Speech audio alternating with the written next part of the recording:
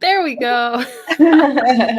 Took a minute. StreamYard is just as tired as we are this morning, but welcome in, everyone. Come hanging out on YouTube. I think we're on Twitter as well here, or X, excuse me. But happy Friday. Night one concluded of the NFL draft. Obviously, the Packers taking Jordan Morgan, the offensive tackle out of Arizona.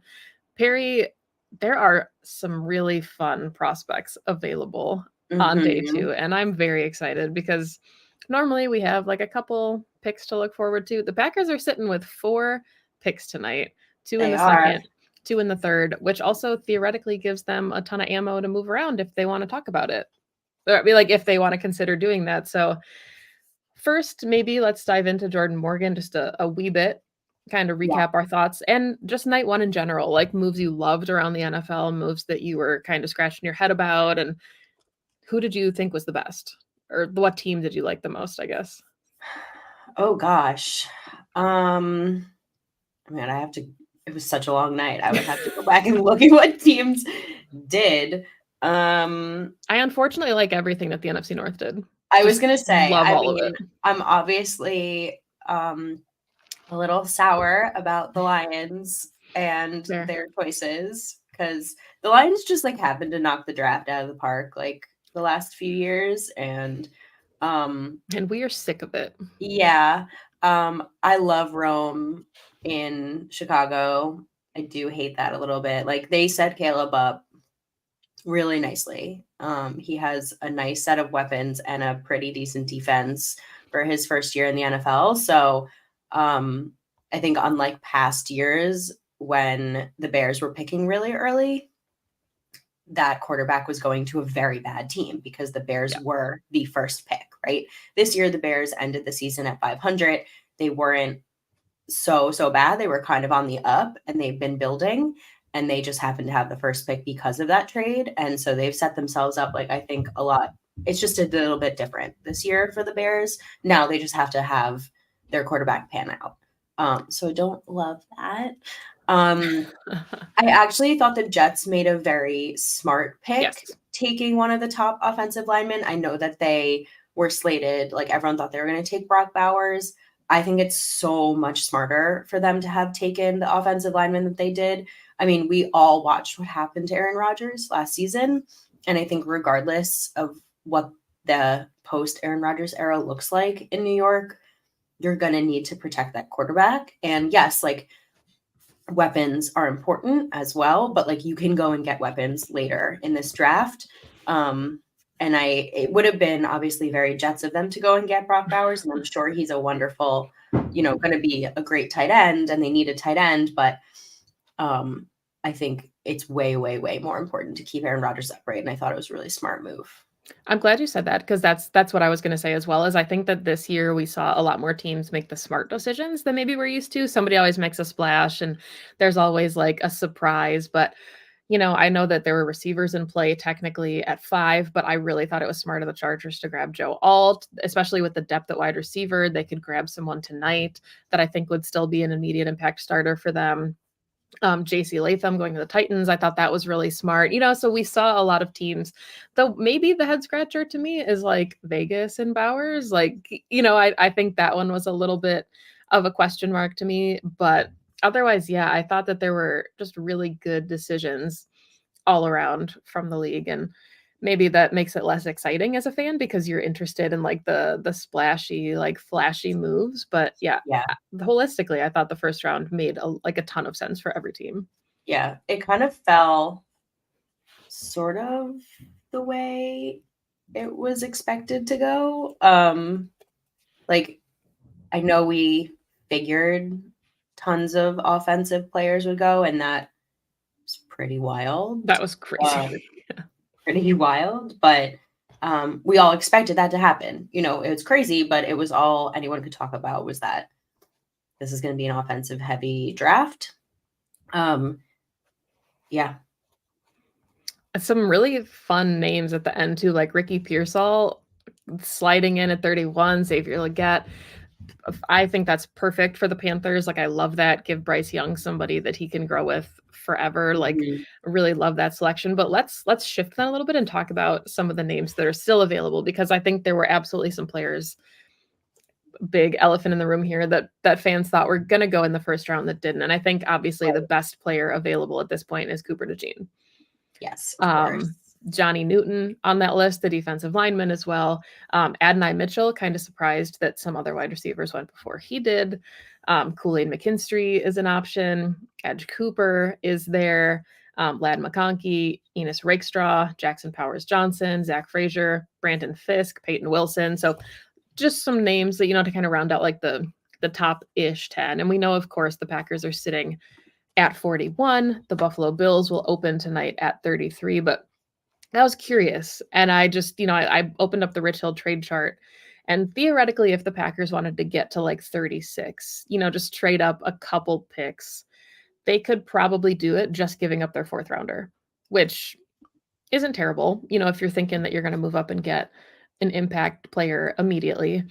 Mm-hmm. Or there's a world where they could potentially pick swap third rounders with the Bills and give up like a day 3 pick to go with it and jump up all the way to like 33 and then give up like 91 and take 95 back. So there's some magic, that can work if he wants to, but definitely not out of the realm of possibilities for the Packers to get up into that top 5 picks of tonight.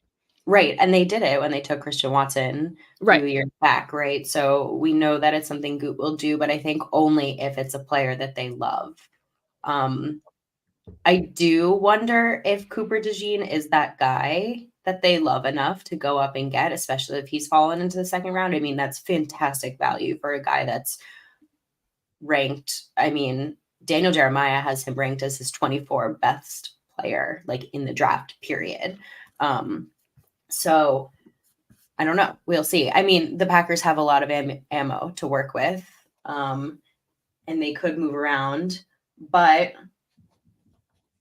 they like their picks. And with all these players falling, they could also feel really good at 41. I was going to say, I also wouldn't be shocked if they trade back and grab like a second, or I guess a third rounder, just because like we're entering the sweet spot of Marshawn Nealon, Max Melton, Jerrion Jones. Like there's a lot of players that make a ton of sense that you probably don't need to grab at 41. So yeah, some really intriguing options. Junior Colson, the inside linebacker.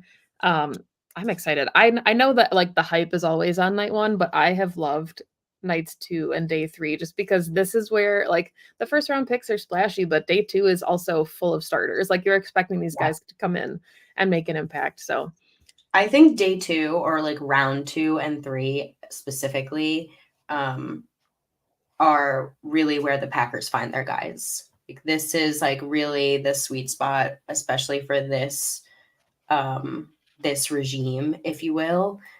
Think about like the last few drafts of who they have picked. I mean, always in terms of like wide receivers, we've always talked about the Packers have always found their like second round wide receivers, but I think especially for Goot, like this is where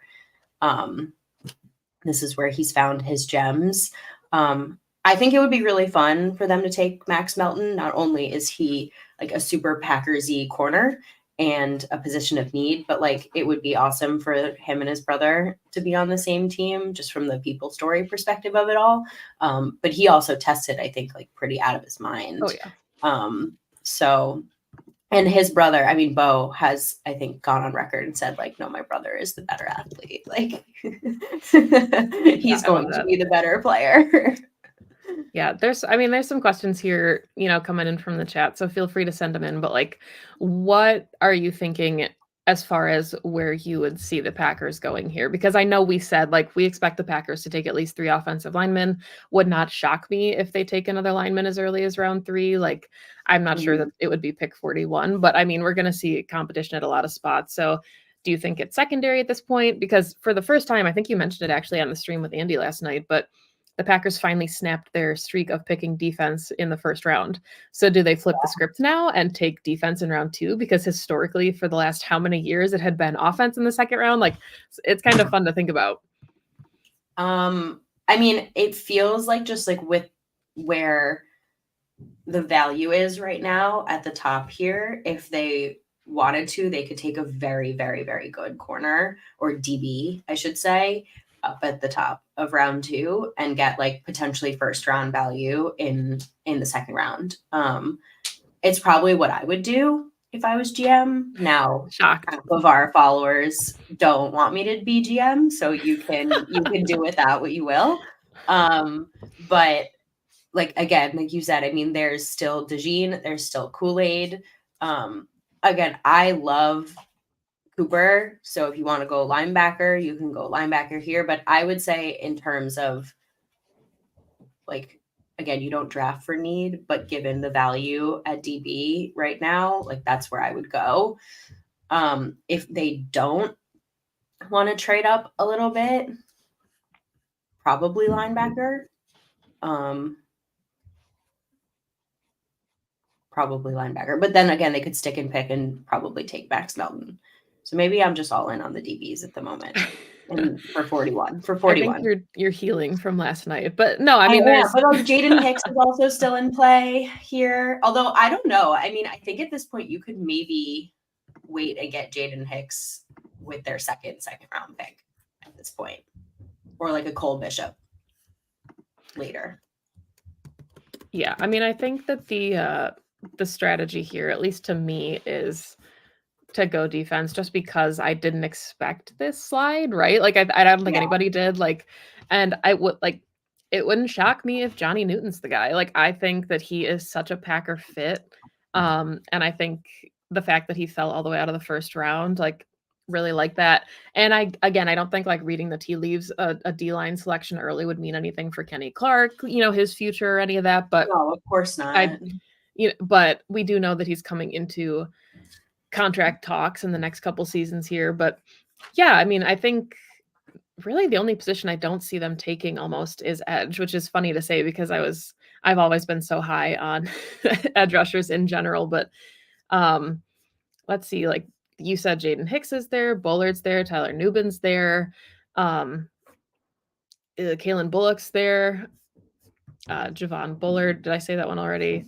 So there's a lot of guys, but I don't think those are selections at 41, maybe, but we're also factoring in 58 here as well. So I think some combination of linebacker and DB to start round 2. Yeah. All right. We're in agreement. They're probably going to take wide receiver now. Yeah. Adonai Mitchell, trade up. Yeah.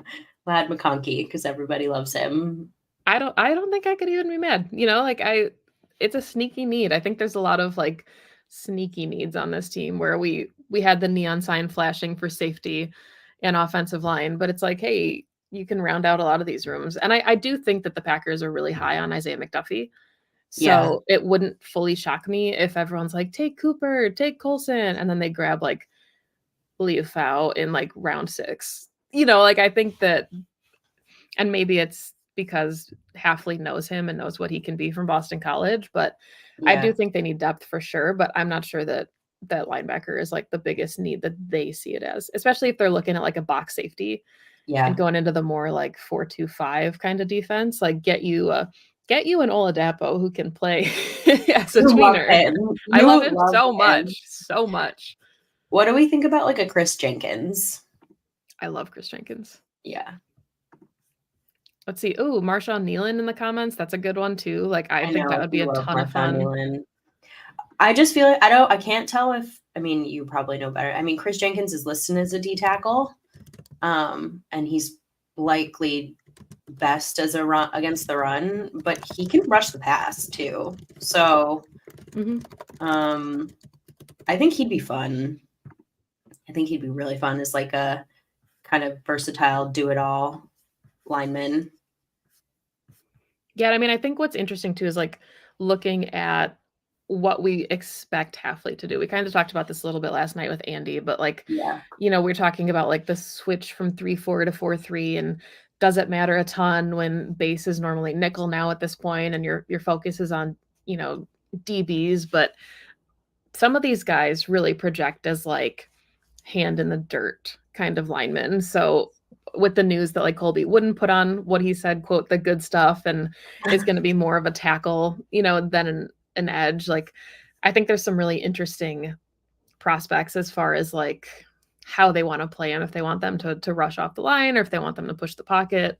Some players I really like too are some of the nickel guys I think we could see start going in the late round 2, early 3, like Andrew Phillips out of Kentucky, I think is a really strong nickel. Jerrion Jones, I love. I think he is such a good fit for Packers at nickel.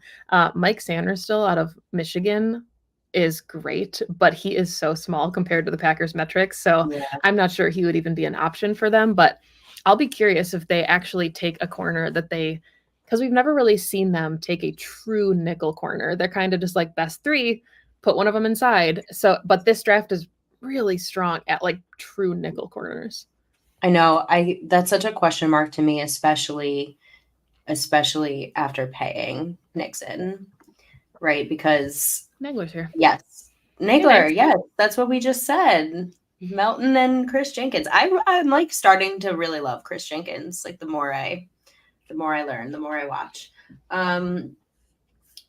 They paid Nixon, so I wonder if they feel like they don't need to take one of those, that they can just take like the all around DB that they love and fit their secondary however way they see fit. Or to your point, like maybe they're like, okay, let's shift here and focus. But based on all of Goot's comments around versatility and how they covet versatility, I kind of have a hard time seeing them take someone who's solely like fits the slot, as important as it is, you know, like as it's such a different position than playing outside corner. It's in such a difficult position to play in the NFL that maybe you would really want someone who is like specialized in it, if you will. But I think just like based on the way that they look at players and player development, they probably want someone a little more versatile and not someone who's already like pigeonholed into being like just a slot corner. Yeah, I have a hard time seeing them taking a dedicated nickel, but I think what we'll see instead is them taking a couple swings on safeties that have slot experience in college. And there's quite a few that have moved around. And okay, but they did that with Savage and then they never moved him into the slot. Right. But I mean, I know it's one of those things too that we'll never know what we don't know, but I would have been curious to see if Hafley would have done something differently with Savage, you know? So like, I think there's that element too, and I think it's funny, not funny maybe, but the fact that we're talking about like the Packers want a guy to play opposite McKinney, which is a very different skill set than what McKinney has, but they also want them to be able to be interchangeable, you know? So I mean, like it's just like a both and kind of thing here, where I think that makes sense. Obviously you don't want to have guys pigeonholed into just, you know, being like a strong box safety, but McKinney can do everything. So you really just need to find like a compliment to that, which there's some good ones in this draft. In the perfect position draft wise, because you're not really operating at any kind of deficit. You can just take a guy you really love that you think is going to pair well with him. I want to ask you about running back. That's so funny. I was going to be like, let's talk about running backs. That's so funny. Where, when is more of my question. I'm really hoping no sooner than round 3. I'd be fine if it wasn't until day 3. I'm curious your thoughts. And if you had your way, who? Oh, hi, Dad. Also, 200 people are here. That's crazy. Like, good morning, everyone. Or, you know, good afternoon. Oh my God, Robin, long-time listener. In Scotland. Long time no see. Hope you're doing well. I hope you're doing well. This is awesome. Running backs. No, I mean, I was really high on Jonathan Brooks, you know, and I think the injury makes it a little more interesting there because you're not going to get him until at least midway through the season, if not later. And would the Packers be okay with that? Like, would it be a long-term investment where they're like, hey, we've got 4 picks today. We feel comfortable burning one because we're still going to get 3 guys who we expect to start week 1. I don't know. And it depends, you know, how they feel about his medicals, because maybe, you know, I saw some rumors floating around that that's why DeJean fell a little bit, is that he's not fully recovered from his injuries. But to be fair, if he has a pro day like that, when he's not 100%, what's he going to look like when he is 100%? But I like Marshawn Lloyd a lot out of USC. I think he's really fun. But most of the running backs I'm really like a fan of are day 3 guys. And I think that's because we've talked about it, right? This class isn't really strong Trey Benson is fun. Like there's certainly names I think could make a splash and be immediate impacts. Ray Davis in the comments I see, he's great as well. But I don't know. It's just such a position that I was going to say that the Packers don't normally target on day 2 and then they took AJ Dillon. So I guess that's not like a fair assessment, but I don't know. I just don't see it being something. I think it's more likely we see a wide receiver personally than a running back today. But maybe I'm crazy. I don't know. Part of me thinks, I don't know. I guess if this class was stronger, I would feel more confident that they were taking a running back earlier but it's not a strong class. I just feel like it's such a bigger need than maybe we feel like it is with the Josh Jacobs signing. I would love for them to take a wide receiver. To your point, why not keep adding? Even though I feel like there's like 5 roster locks at this point. Is there anyone you love? Wide receivers? That you would like pound the table for? This is where we need Dusty. I really like Malik Washington out of Virginia. But another Virginia guy. Thresholds and metrics, like all the buzzwords that we hate. But he's 5'8".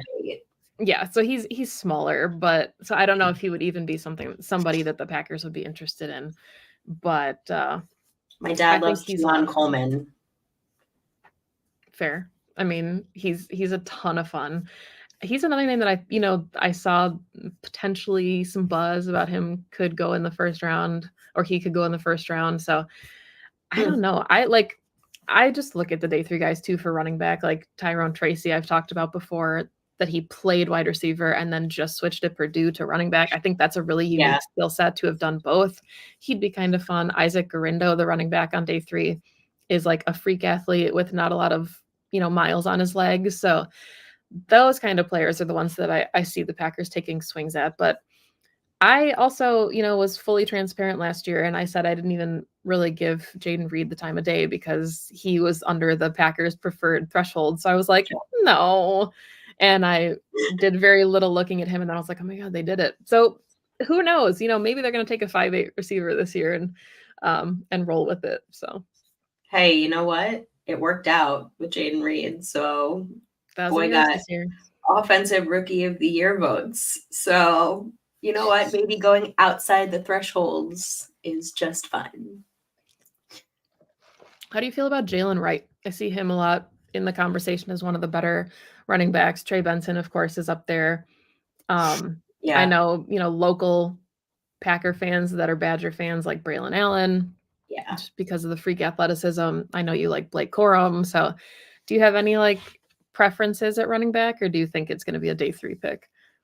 It's not a preference so much as a type. I think,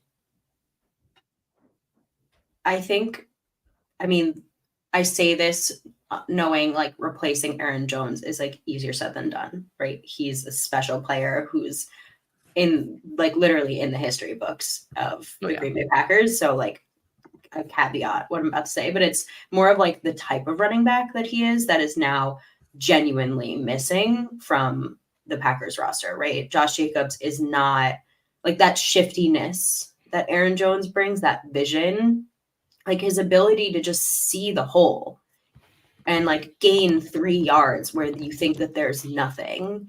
I don't know if there is, I don't know Josh Jacobs. Well, seeing Josh Jacobs with a good offensive line is going to give us a lot of answers because it's really hard to judge someone who played on that Raiders line and in that Raiders offense. But I think that smaller, shiftier running back is what's missing as his complement, because that's not AJ Dillon. We all know that's not AJ Dillon. AJ Dillon's the bruiser back, big legs, pound, through the hole. So I think speed and shiftiness and vision in a back, whoever that is. I don't have a name that I love. That's why I like Garindo. I can see him churning in the comments as well, but yeah, I don't know. And I think this maybe isn't the time to have the conversation, but do we think that AJ Dillon is like a roster lock going into 2024? Or do we think there's a world where it's like, hey, well, we got Trey Benson, and then, like, what if they double dip? What if they just blow us all away and they're like, yeah, we're going to take Jalen Wright and then Ray Davis, or like they're like, hey, it's a bad class, let's double up. I mean, I personally don't think that AJ Dillon's a roster lock, because if they genuinely wanted him back on the roster, they would have given him a different contract. Like, he obviously wanted to stay in Green Bay, and he didn't have a market anywhere else. So if they valued him on the roster, they would have paid him to stay on the roster, is how I view it. Isaiah Davis is a fun option too. I saw him in the chat. Yeah. Tucker Craft, friend, South Dakota State. And yeah, some of the comments mentioning Emmanuel Wilson, like, I don't know. The Packers are so big on their, like, they love their guys and they should, but there's also been a ton of conversation that it was Walker and Tom as, boulders on. Of course. And then they take a tackle that could play inside. I don't think anybody really is a true lock at their position except like Elton Jenkins. There's like, I would love to see Emmanuel Wilson back healthy and like doing his thing. And did he look really great in preseason? And like, but let's be real here. Like, when he played in a regular game, you saw the difference.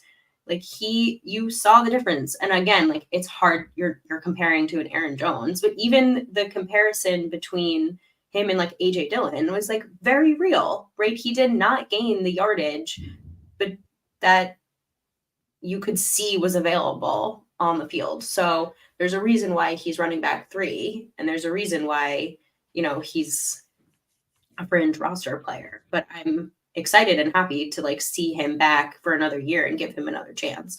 That doesn't mean that like the Packers are not drafting a running back in this draft because they have Emmanuel Wilson. And I think one of the things that we learned, to give AJ like a little bit of credit, is also that he's not designed to be running back 1. Like, he benefited from having Aaron Jones spell him so that he was fresh, because you can't be a bruiser when you're taking, like 30 attempts a game. Like, his body's not built for that, and when he had to carry the mantle, I don't think that that's what he was built for or what we wanted to see from him as a running back. And maybe it's different this year because he's got Josh Jacobs, who can be the bell cow, and then he comes in as a change of pace back and he's all of a sudden picking up 6 yards at a clip again instead of getting tackled behind the line of scrimmage. You know what I mean? Like, I think that goes into this as well, where he's not the guy you want to be running back 1, but as a 2 or 3, he's pretty good at it. And I think we saw that towards the end of the season too, when Aaron Jones came back. So yeah, it's a delicate balance trying to find the right workload for a guy like Dillon. It's unfortunate that he got hurt as soon as Jones came back. Yeah. Because it would have been nice to see the two of them together on the field again. Just to your point, like, to know, this is just a prove it year for Dillon, I think, like, plain and simple. Because like, either he's going to look good and the Packers are going to want to keep him, or he's going to look good and someone else is going to want to sign him and the Packers going to just be like, we have our 2 guys and we're ready to move on. Or he is what he is and he'll have to figure out his next move. Yeah. So as we wrap this, because you're working, I took today off, but any, like, I don't know if you want to call your shot predictions, but just like, I guess some of your favorite options that you would be just ecstatic for if they were day 2, anywhere, any of the rounds 2 or 3 tonight. Oh man, my favorite options. I mean, I love Cooper. I don't know why I'm like super high on linebacker. It feels like other Packers fans could not care less about linebacker, but I'm like so locked in. I'm like, one injury and that room is shot to hell. I would love them to take Jaden Hicks. I'm really high on Chris Jenkins. And Max Melton. Melton. Let's get the Melton brothers in. I think other than that, I mean, you're the day 3 girl, so you give your day 3 picks, but they're going to have to address safety and they're going to have to address running back, like we mentioned. But the rest, I think Goot will fill in. He'll fill in. They'll take another lineman or two, probably an edge somewhere. I don't know. I trust the process. Yeah, I think that's kind of in the theme of this whole thing, right? Is after Jordan Love panned out, you know, you can just give that man some grace. He's earned the reprieve. So and last draft and the draft before, like, we're okay. We're doing okay. He's pretty good at this thing. Yeah, but some names I like tonight, you know, Jerrion Jones, if they wanted a true nickel. Jaden Hicks, I really like. Dadrian Taylor Demerson, I love that safety out of Texas Tech. Marshawn Nealon, I think would be really fun. I really like Junior Colson, the inside linebacker out of Michigan. So he'd be a good option. Rook Ororo, let's put him out there too if they're going for a D-line. I think that would be so fantastic. Brandon Coleman, if they want another offensive lineman, potentially like in round 3. I think he's a very Packer-y guy. Spencer Rattler, just kidding. Can we not? But yeah, I mean, I think there's also some fun wide receivers. Packers want to take that swing in the second because they're very good at finding them there. So they are. Any final thoughts before we wrap this thing? Guys, the Packers have 10 picks. 10 picks to go. They took one player. They've got 10 picks to go. There's so many. So much is going to happen. As Aaron Nagler likes to say, a lot of ball game left. So we've got 2 more days. It's going to be fun. We're going to see who else is going to be a Green Bay Packer. And as my father pointed out this morning, all of the NFC North, as they made big splashes night 1, but all 3 teams combined only have 12 picks left. So they make exciting moves, but the Packers are the ones who end up winning games. There you go. Perfect way to end it. Thank you to everyone that tuned in. 281 people ended up in here. That's wild. Thank you all so much for starting your morning with us. I tonight will be with Andy Herman on the Pack-A-Day live stream, so come hang out there if you would like to say hi. Andrew Mertig, Brennan Rupp, Jake Morley will be there for a while, potentially some surprise guests. Andy didn't tell me who they were, just that there might be surprise guests. So I'm going to find out just like all of you. So thank you for tuning in. You can find the podcast at PWSS Podcast on Twitter. Please like and subscribe on YouTube if that's how you found us. If you don't already, we appreciate that. You can find Perri on Twitter at Perri_Goldstein, and you can find me on Twitter at Maggie J. Loney. We'll be back early next week to break down all of the Packers picks and all the undrafted free agents that come in, because that's just as much fun, the Sunday scramble. So thank you for listening, and go Pack Go. Go Pack Go.